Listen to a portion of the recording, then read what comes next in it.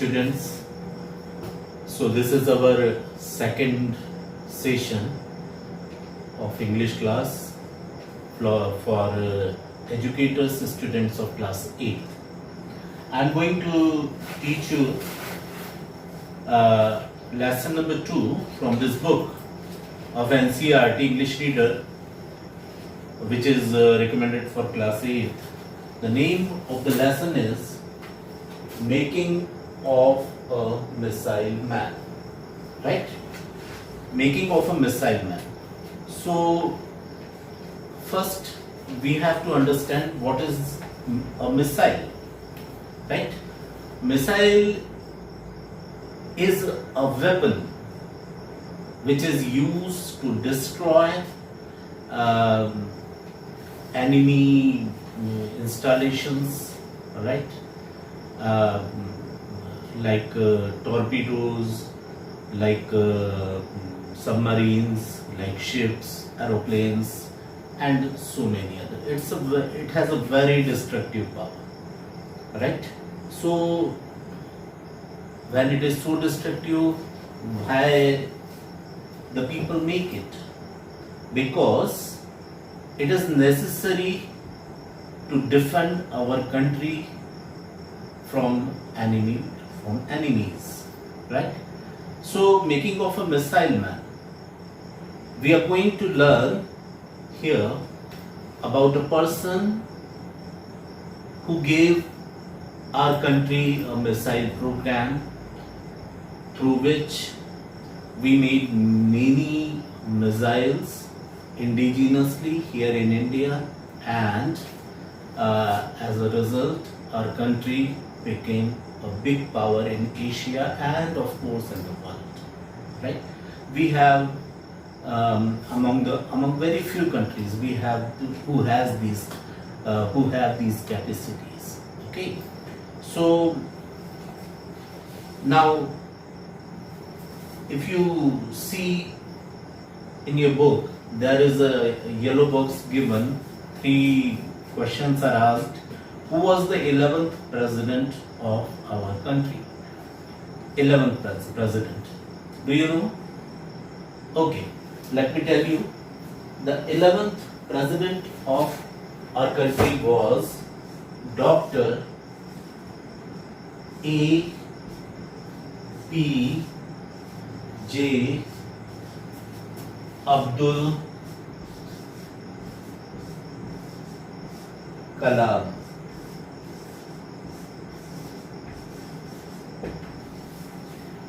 Dr. APJ Abdul Kalam, right? Then what is this APJ? His full name was Abul Pakir Jainul Abidin Abdul Kalam, right? Which is not given in this book is when did he born, right? Dr. APJ Abdul Kalam was born on 15th of October 1931 in Rameshwaram.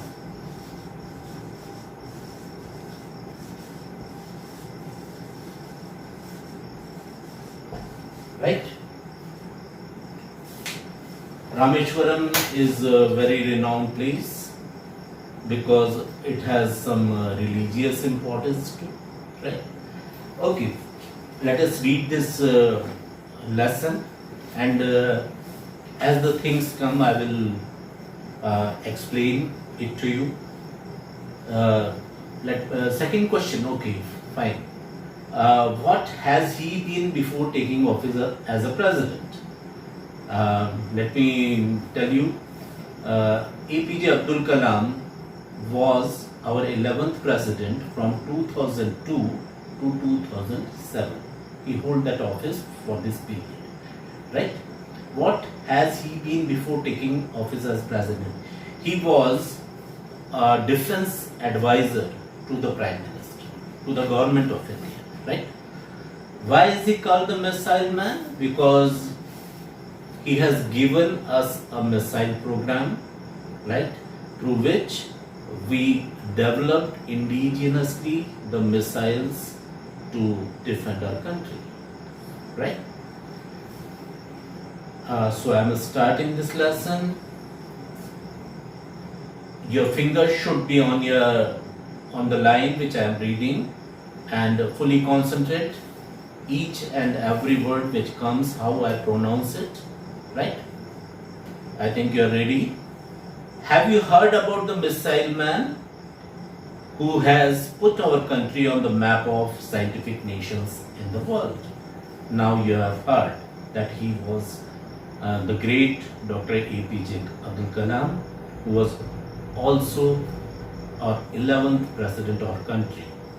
Yes, he is none other than the 11th president of India, Abul Pakir Jainul Abidin Abdul Kalam.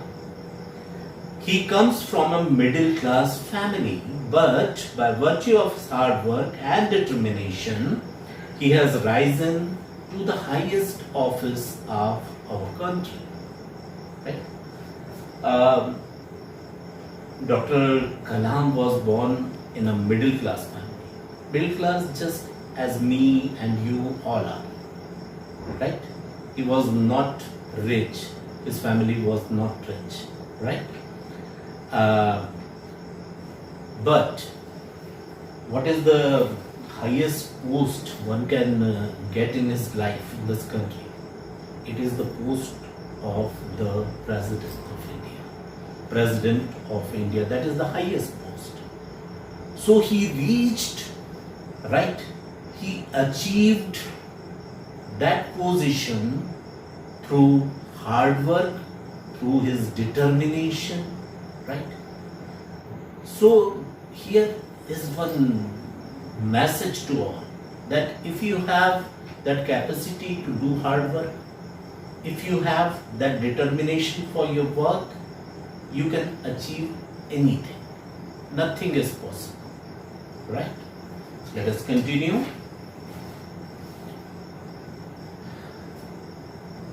His father was a poor man. From him, Abdul Kalam learned to respect all religions. He read not only the Holy Quran but also the Gita. It is very important, I feel. Our country is a secular country, and here we respect all the religions, right? The followers of several religions are citizens of India. APJ Abdul Kalam was a Muslim, a pious Muslim. So what is expected from a Muslim?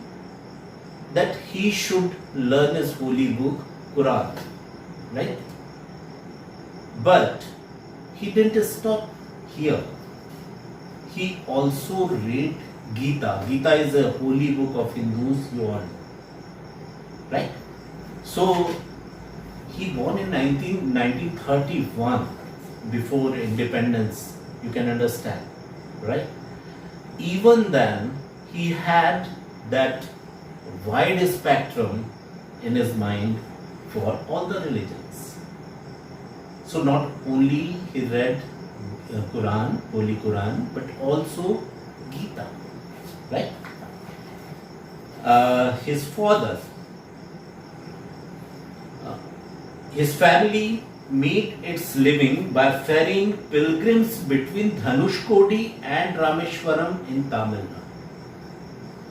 As I said earlier, Rameshwaram is related to Lord Ram. भगवान राम से जुड़ा हुआ नाम है Rameswaram, right? और रामेश्वरम तक पहुंचने के लिए एक स्ट्रीट है, एक समुद्र की एक चैनल है जिसको पार करना पड़ता है धनुषकोडी से रामेश्वरम जाने के लिए. तो दो his father was a Muslim, he earned his living by ferrying the passengers or the pilgrims from Dhanushkodi to Rameshwaram and vice versa, right?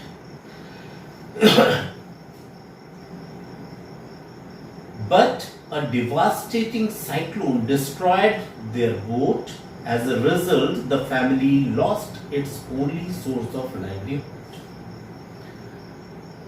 But as the ups and downs are the part of life, they were living in a coastal area. So once a very big storm came, Tufan, and it destroyed the boat, which was their only means of livelihood for that family, right?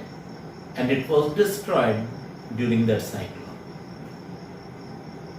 So you can understand what type of problems he faced in his early childhood.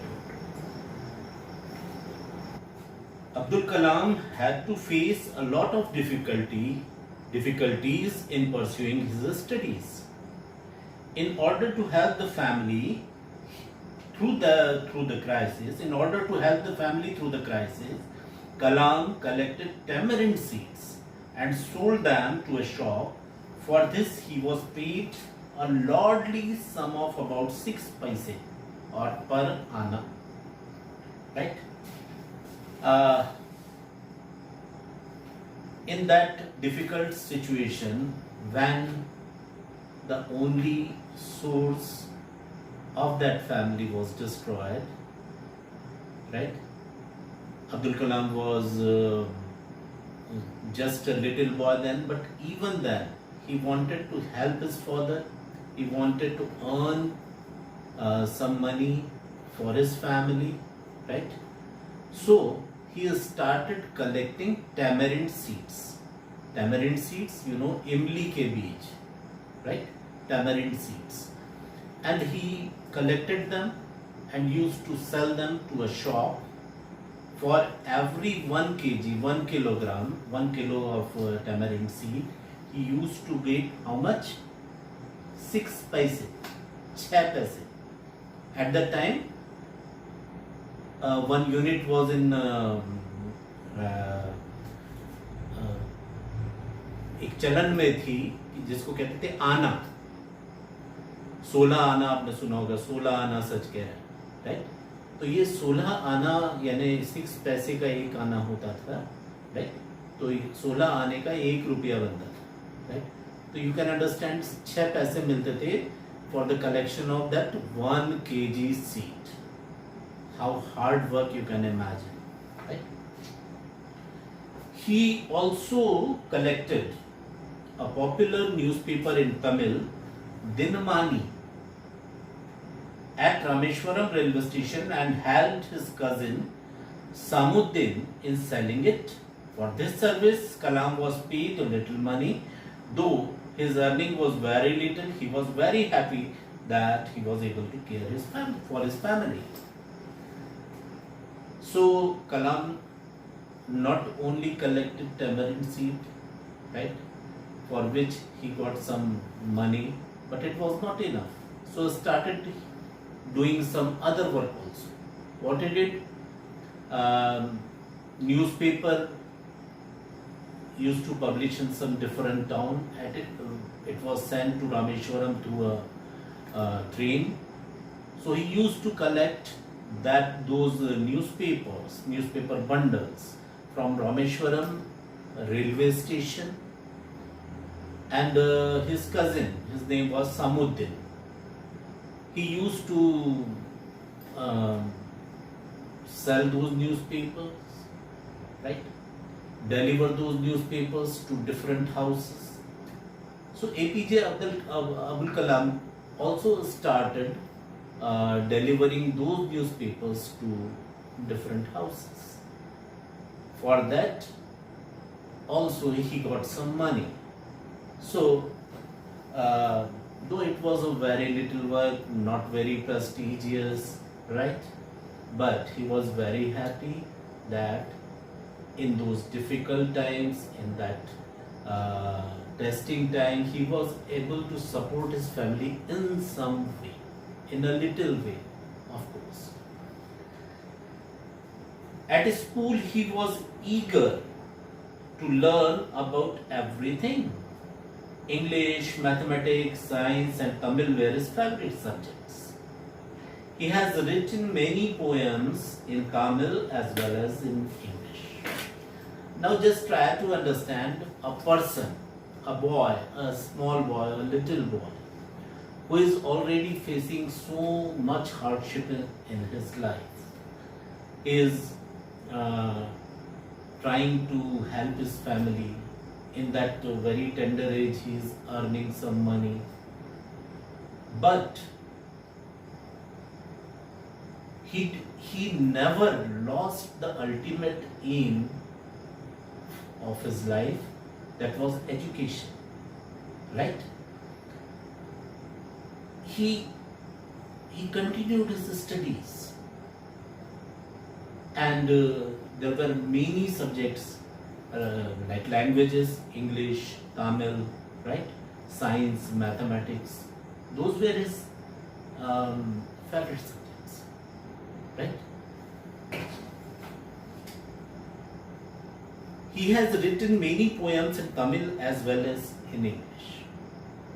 So how many of you can write something on your own? Some little passage, some poem? I'm sure not many. Very few have this capacity to do such, because it's a very creative work, and creativity is something very difficult, right? Creation is very difficult. But APJ Abdul Kalam has that quality from his early childhood. And he showed that through writing the poems in Tamil, which was his mother tongue, and of course in English, which was one of his favorite subjects. So he used to write poems. He used to express his feelings through those poems. He used to spend his time on the beach. Whenever he saw a bird flying, he also wished to fly like it. He liked to be